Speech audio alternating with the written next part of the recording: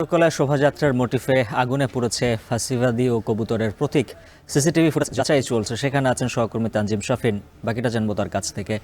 শাফিন, জানাবেন কিভাবে এই আগুনের সূত্রপাত আর কি বলছে চারুকলা কর্তৃপক্ষ?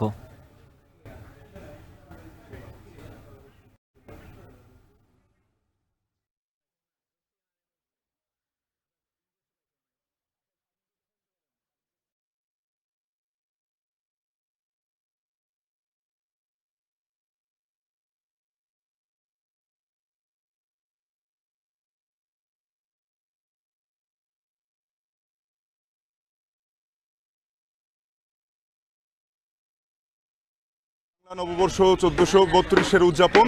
তো এরই মধ্যে সকল ধরনের প্রস্তুতি সম্পন্ন করেছে ঢাকা বিশ্ববিদ্যালয় চারুকলা অনুষদ সহ সর্বস্তরের সাধারণ মানুষের সেই প্রস্তুতিগুলো আছে।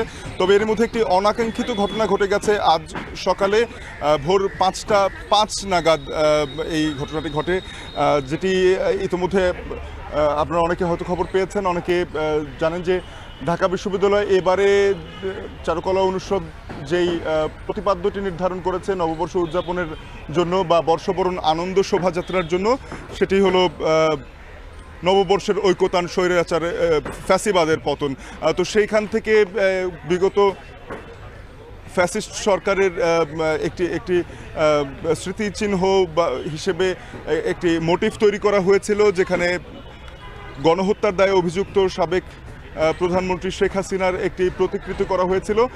সেই প্রতিকৃতিটি বা সেই মোটিভটি আজ ভোর সকাল 5:05 নাগাদ কোনো দুর্বৃত্ত পুড়িয়ে দেয়।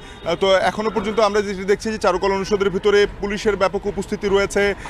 তারা পুরো ঘটনাস্থলটি দেখছেন ঘুরে, এবং তারা যেটি বলছেন যে এখনও মন্তব্য করার সময় আসেনি। তবে নিশ্চিত করেই বলা যাচ্ছে যে ভোর 5:05 নাগাদ পুলিশ আমাদেরকে যেটি জানিয়েছে যে এই মোটিভটিতে আগুন দেওয়া হয়। পাশাপাশি আরও একটি মোটিভ কিন্তু এই আগুনে পুড়ে গেছে।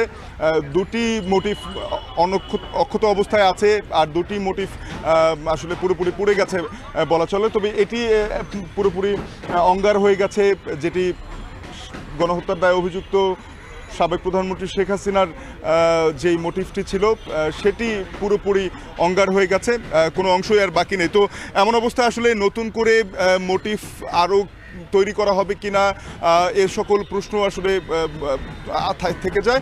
তো চারুকলার শিক্ষার্থীরা তারাও যেটি বলছেন যে এটি একটি অনাকাঙ্ক্ষিত ঘটনা। এই ক্ষতি পুষিয়ে আসলে আনন্দ শোভাযাত্রার যেই পূর্ণ রূপ তা ফুটিয়ে তোলার জন্য তারা চেষ্টা করবেন একদিন সময় নিয়ে।